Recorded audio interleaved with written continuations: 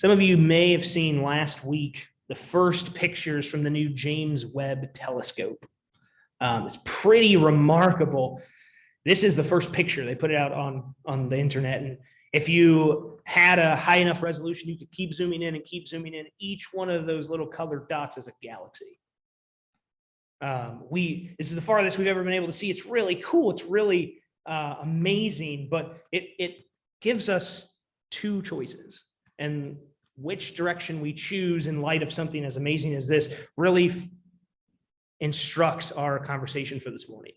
We can either say, look how amazing God is. Look at all this stuff. Look how big God is. We're like a tiny little dot on that picture, right? You can't even see our planet. Just, we're a tiny little dot in this massive universe. Or we can go the other direction and say, look how impressive it is that we can see this far. Look how far mankind has come. Look how great look how impressive we are. Beloved, we're given the choice in life so many times of who gets the credit for the great things that happen and who is in control. This morning, we're going to talk about Psalm 90, a psalm that talks about putting our life into perspective, a psalm that talks about praying our death, a psalm that talks about how big God is and how our life is changed when we recognize that He is in control. This is our psalm for the morning, Psalm 90. Lord, you have been our dwelling place throughout all generations. Before the mountains were born, or you brought forth the whole world, from everlasting to everlasting, you are God. You turn people back to dust, saying, return to dust, you mortals. 1,000 years in your sight are like a day that has just gone by, or like a watch in the night. Yet you sweep people away in their sleep of death. They are like the new grass of the morning. In the morning it springs up new, but by evening it is dry and withered. We are consumed by our anger and terrified by your indignation. You have set your iniquities you've set our iniquities before you. Our secret sin in the light of your presence. All our days pass away under your wrath. We finish our years with a moan. Our days may come to 70 years or 80, if our strength endures, yet the best of them are but trouble and sorrow, for they quickly pass and we fly away. If only we knew the power of your anger. Your wrath is as great as the fear that is yours due. Teach us to number our days that we may gain a heart of wisdom. Relent, Lord. How long will it be? Have compassion on your servants. Satisfy us in the morning with your unfailing love, that we may sing your joy and be glad all our days. Make us glad for as many days as we have been afflicted, for as many years as we have been troubled. May your deeds be shown to your servants, your splendor to your children. May the favor of the Lord our God rest on us. Establish the work of our hands for us. Yes, establish the work of our hands. So this is Psalm 90. Your Bible may have a note in it that Psalm 90 starts the fourth book, the fourth collection of Psalms.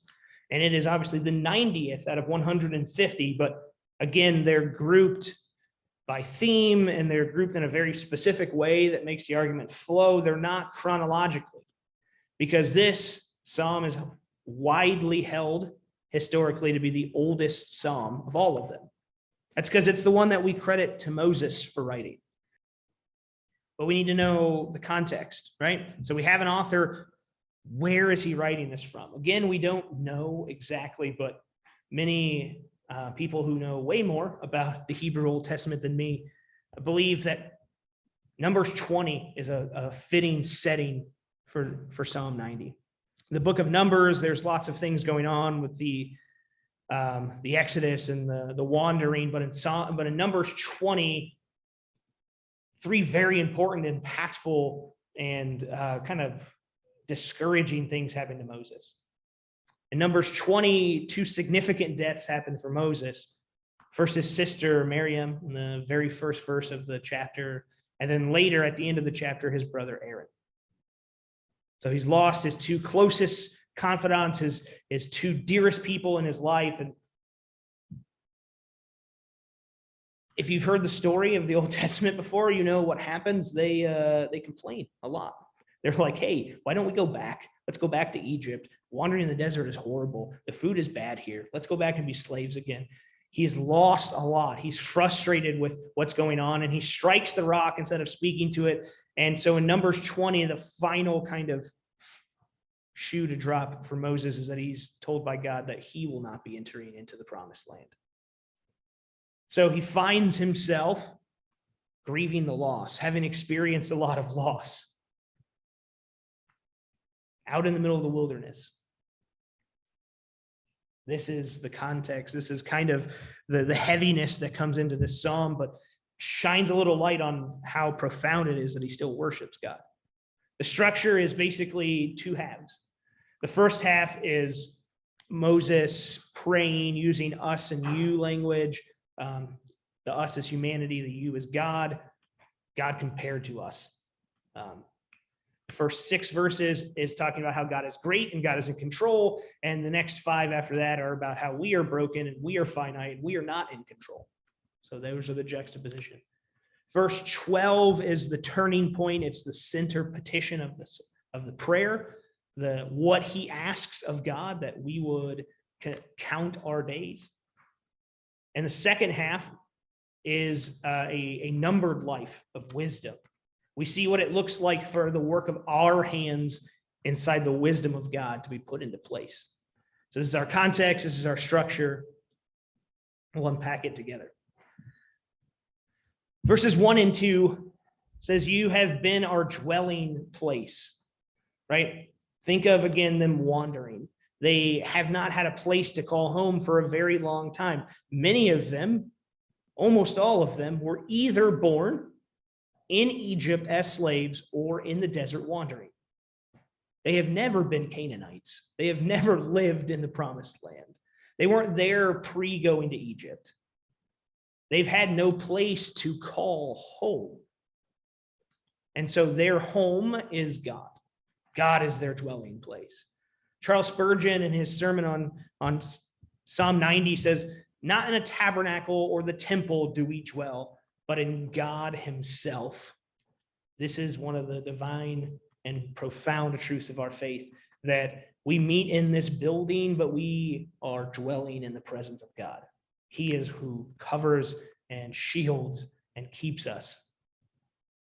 See, Moses is thinking back on many generations. He says, from generation to generation, you are God. Many generations back, people who are now gone and buried. He can think of his parents and his grandparents. Maybe we can remember back a couple generations into our family. But God is still here, and God always will be. He is our dwelling place. One theologian said that there's a connotation in that dwelling place of a good modern example might be some older homes have a formal living room, and then they have a den, right? And the den, or the back room in the house I grew up in, is the room that only like close friends and relatives go into, because that's not always clean. It's not always kept up, right? You have the formal dining room, and that's where polite company is brought. But are you at a good enough relationship with somebody that you can go to their house when it's still messy? That is God as our dwelling place. We're invited in to dwell as we are in all of our imperfections, to sit and to spend time and to not worry about the things around us. So Moses starts off by saying, look, through all of this loss, through everything that's happened, you are home for me. You have been home for us. The next couple of verses continue to unpack this idea together. It says this: you turn people back to dust, saying, return to dust, you mortals. 1,000 years in your sight are like a day that has just gone by, or like a watch in the night. Yet you sweep people away in the sleep of death, and they are like the new grass of the morning. In the morning it springs up new, but by the evening it is dry and it is withered. So the main point he wants to make here is he's reiterating to God that I understand that you're in control and that you're immortal. We're not. We die. We wither, right? He uses language that's been used by Jesus multiple times in the New Testament, this language of grass. And we all understand how quickly grass is mowed, how quickly it dies, how quickly it's in comparison to the life of a person. Grass is like nothing. Comparison to the life of God, our lives are short, they're quick. It says 1,000 years is like a night's watch. Now, a soldier would do watch for 3 to 4 hours. So if you can imagine the difference in size between 3 to 4 hours of your life and 1,000 years. Again, it's not an equation. It's not an exact amount. It's figurative language. It's saying this whole life that we have that seems so long and complicated and drawn out, you are just so much bigger than it's a couple hours for you. Our lives in comparison are like grass that dries over time. We wither over time, and we're done. He says Moses has lost sight of what's going on. He's lost sight of God. He's grieving the loss of everything around him. But now he sees in addressing God in prayer that God is creator, that God is sustainer of life. Beloved, there's something profoundly powerful in just the action of actually praying. In praying, we are admitting that God is more sufficient and capable to deal with our problems than we are, if we're actually genuinely praying. There are those who hedge their bets. They're not properly praying, but Moses' life was anchored in prayer. He knew that, hey, this is clearly bigger than me. I may have led a nation, but I can't deal with losing both of my siblings in a short order of time and not getting into the promised land and all of these people complaining and everything is just kind of overwhelming. I feel pretty insignificant. He dives into this a little bit more in the next few verses. He says, all our lives are consumed and they pass away under the judgment of God. Remember, they are wandering until one whole generation dies out because they did not believe. They're wandering because they showed up to the promised land after seeing miracle after miracle after miracle after miracle, all of these plagues. They've seen God do all of these amazing things. They show up and the spies, 10 of the 12 of them say, those guys look pretty big. They look pretty big. I don't want to go in there. And they say, yeah, let's not go in.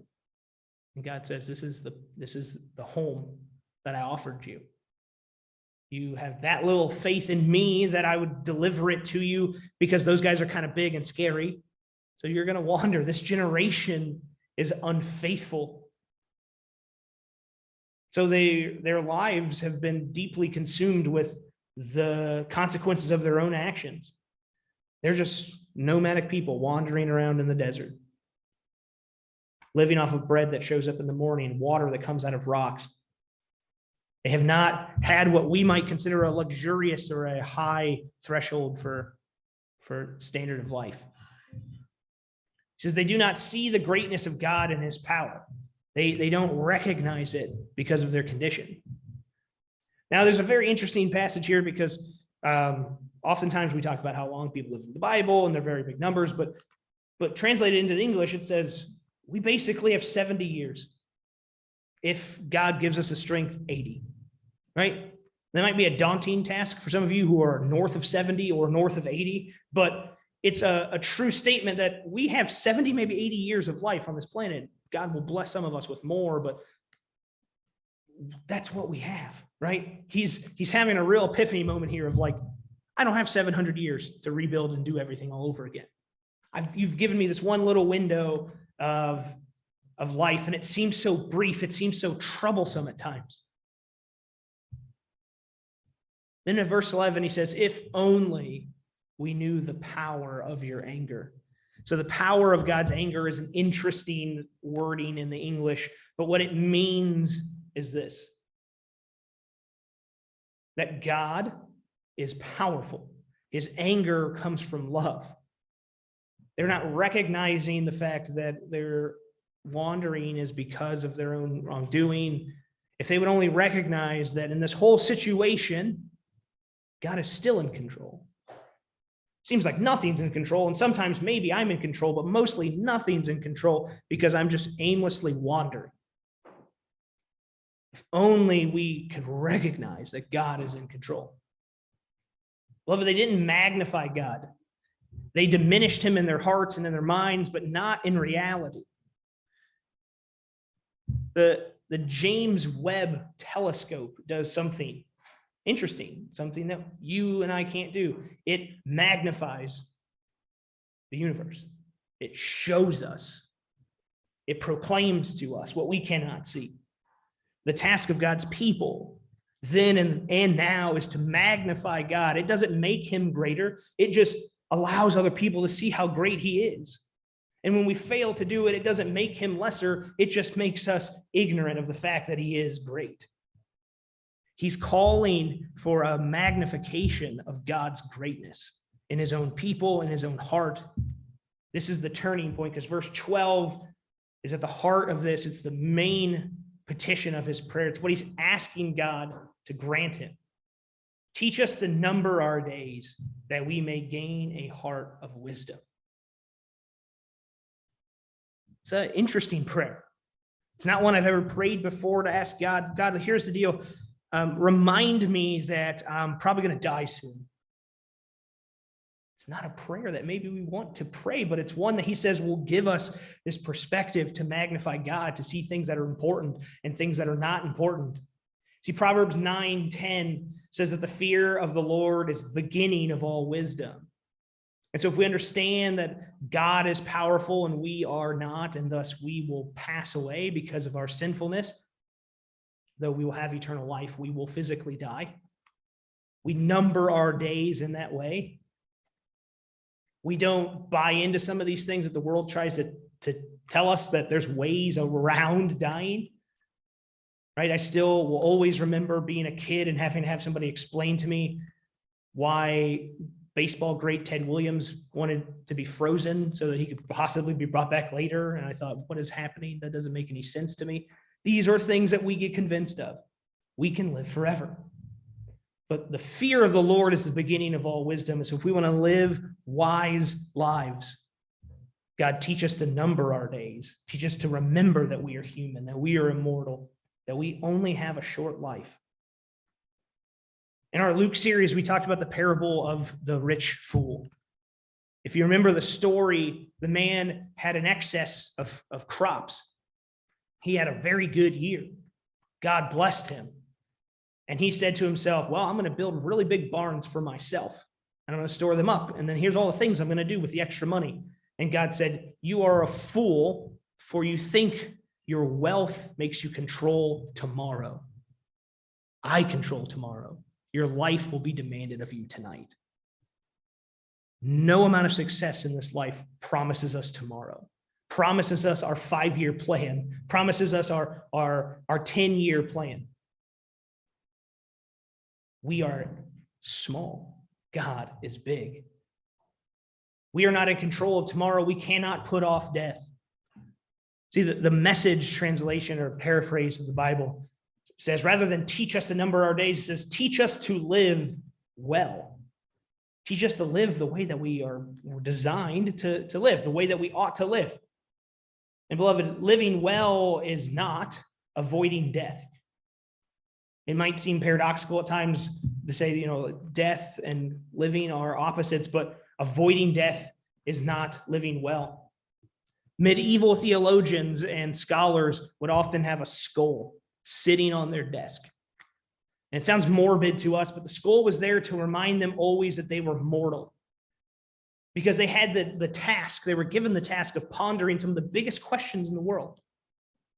And I don't know about you, but we sometimes have this tendency of somebody will bring up something about, let's say politics. And 10 minutes later, I've laid out for you my solutions of how to fix the entire world. And then with proper perspective, the right response should be, who in the world am I that I think I have all of the answers? They would have a skull on their desk to remind them that they're going to ponder and think big things, but those big things are for God to deal with, for God to reveal to us, that we might marvel at how big he is. They're never for us to say, look how great we are. Look what we have done. I've brought up the Hopedale martyrs a handful of times in my sermons because as an American Baptist, growing up an American Baptist, they're a deeply meaningful story to us. They died during World War II. They were killed by the Japanese. They hid in the jungle and translated the Bible into indigenous languages. And hiding in the jungle, Jeannie Adams, who was a nurse and a missionary, wrote poems. In one of her poems, she said this line, "Let me die heroically, steadfast in faith and calm." We're pretty sure she died shortly after writing, "God, grant me this thing, to die heroically." For most of human history, dying well was something to be valued, not avoided. It was recognized as inevitable. We will die, and so we should aspire to die well. But modern culture tells us, no, avoid death. Do all these things to push death to the side. Do all these things to convince ourselves that we're not going to die. Moses is coming from a state of desperation, but we are coming from a culture of delusion that we're in charge. They're two different places, but the message is pretty similar. Who's in charge? We lose track of who's in charge. I like to watch documentaries. And this last week, I watched a documentary on a man named Peter Nygaard. You may have no idea who Peter Nygaard is, but he is a Canadian fashion designer and executive and a eccentric millionaire. He did anything he wanted, bought planes, bought an island, bought a house, had opulent wealth. Then his mother passed away, slowly and painfully, and there's nothing that his money could do to fix that problem. And so he thought to himself, and this was the one line of that entire documentary that stood out to me. One of his associates said, he said to me one day, "I have all this money. Why can't I buy my immortality?" He's still alive, although in jail currently, but he spent several decades of his life through experimental scientific treatments, taking other people's DNA and doing these weird stuff to it and injecting it into himself and doing all of these workout plans, and into his 60s and his 70s, now into his early 80s, millions of dollars and all these experimental treatments because he honestly believed that wealth could buy him not dying. He bought into the lie of the powers of this world. And he was arrested in recent years for racketeering, doing some shady stuff with his money, and also sexually assaulting other people. But all of that is driven by this idea that his desire to avoid death made everything about only his life. Everything's about him. I'm not going to die. I'm going to have all the power. I'm going to have all the money. I'm going to live forever. This is what the world sells us with its false narratives of power. Moses says, "God, let us number our days. Let us remember that we are mortals." Several commentaries have mentioned that if I ask you how old you are, you're not going to give me a total in days, right? You don't know exactly how many days old you are, but you know how many years old you are. Maybe if you were younger, you would throw in your half year in there, right? But not how many days old you are. Moses says, "God, let us number our days. Let us remember how finite, how infinite. Let us not say next year, now. Keep track of our life by days, not by years." So he says, this is what will happen if we do this, God. If you give us this perspective, if we come back into line with you. Verses 13 through 15 is a renewal of God as Lord and as God as dwelling place, as proclaimed in the first two verses. He says a life lived in recognition of God looks different. It doesn't seem like wandering. It doesn't seem like nothing matters. It doesn't seem like who's in control. To recognize God for who he is to recognize that he is in control. Satisfaction is found in God and is not in the endless searching. There's a very interesting language that he uses here in this section. He says, "Satisfy us in the morning with your unfailing love, that we may sing for joy and be glad all our days." The satisfaction of God, the joy of God is found in remembering that we are not promised tomorrow. That seems paradoxical to the world's logic. It seems the opposite. Like, no, if I'm promised tomorrow, then I'm going to be excited. If I promised tomorrow, then I will have joy. But he says, in me, what is death? Your promise is not in you getting up tomorrow. Your promise is in being found in me. There's an enjoyment and an appreciation of life. He uses the language of gladness, of joy, that comes from numbering our days and recognizing God. So one of my favorite Christian artists, they're called 10th Avenue North. They have a song. It's not one of their hit songs, but it's my favorite song they do. And it's simply called Satisfy. And the chorus says, satisfy me, Lord. Yeah, I'm begging you to help me see you're all I want. You're all I need.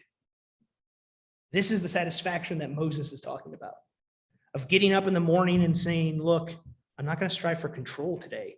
I'm not going to spin my wheels today. I'm not going to say, if I try really hard, I can add life.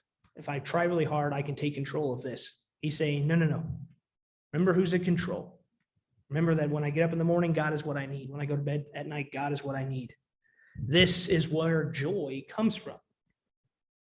The last two verses of this psalm play off each other really well.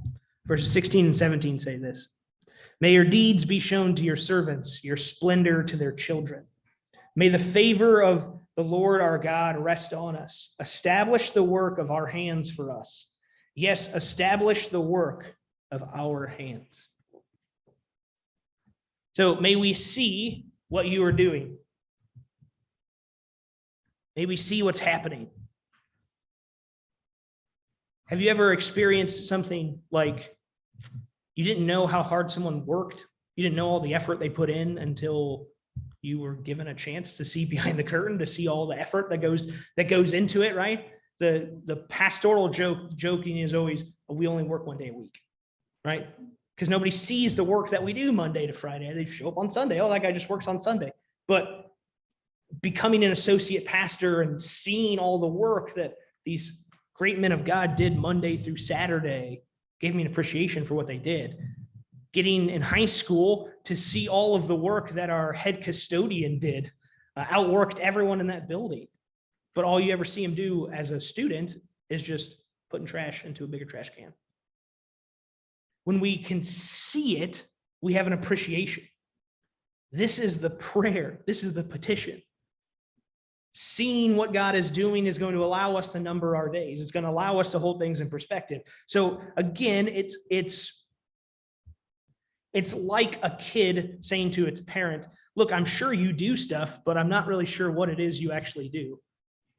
It seems a little insulting on the surface to ask God to show us what you're doing.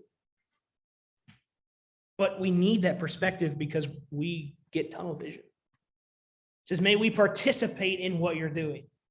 Establish the work of our hands. Now that word our can be taken two different ways in this passage. It can be taken as God's people's work, a collective communal work, or as God and his people's work. I think it should be taken both ways, in that it is we participating in what we and God are doing. So let me ask you this morning, is your work our work? Or are you striving towards your stuff? Are you striving towards, are you working towards what God is doing? Are you striving towards, are you working towards what we are doing? Or are you spending a lot of time on what you were doing? Is your work our work? Because if our work is together, beloved, then we have a life that is full. We are participating in what God is doing. We have direction. This is what he ends his psalm with. He says, look, allow us to count our days, allow us to see what you're doing, give us a perspective, because all we can see in the wilderness is death. Remind us of life. Remind us of purpose. And once we're reminded of purpose, God, let us do something with that purpose. Philippians 1, Paul tells them something that's kind of mind-blowing to them, and I think still at sometimes mind-blowing to us. He says, for me, to live is Christ and to die is gain. If I am to go on living in the body, this will mean fruitful labor for me. Yet what shall I choose? I do not know. I am torn between the two. I desire to depart and to be with Christ, which is better by far, but it is more necessary for you that I remain in the body. Convinced of this, I know that I will remain and I will continue with all of you in your progress and joy in the faith. We live in a world that tells us to fear death. We live in a world that tells us to prolong death, to put off death as much as possible. And I'm not telling you this morning to welcome death, but what I am telling you is that when we have confidence in Christ, we can say the other side of the grave is Jesus. What is that to us? It's Jesus. The other side of the grave is gain. I ought to stay here. He said, I'm convinced that as of now, it is more necessary for me to remain and to do God's work, to have fruitful labor. This is our passage. This is the New Testament fulfillment of Psalm 90. For now, until we're called into something great, we are called to do fruitful labor of the kingdom for each other. To live is Christ, and to die is gain. So our one big thing, if you take nothing else away from it this morning, take away this.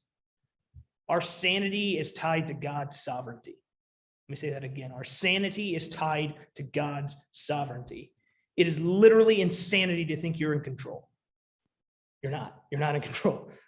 Our sanity, our state of mind, our mental health is largely tied to God's sovereignty. When we recognize that he is Lord and King, it puts everything else in perspective.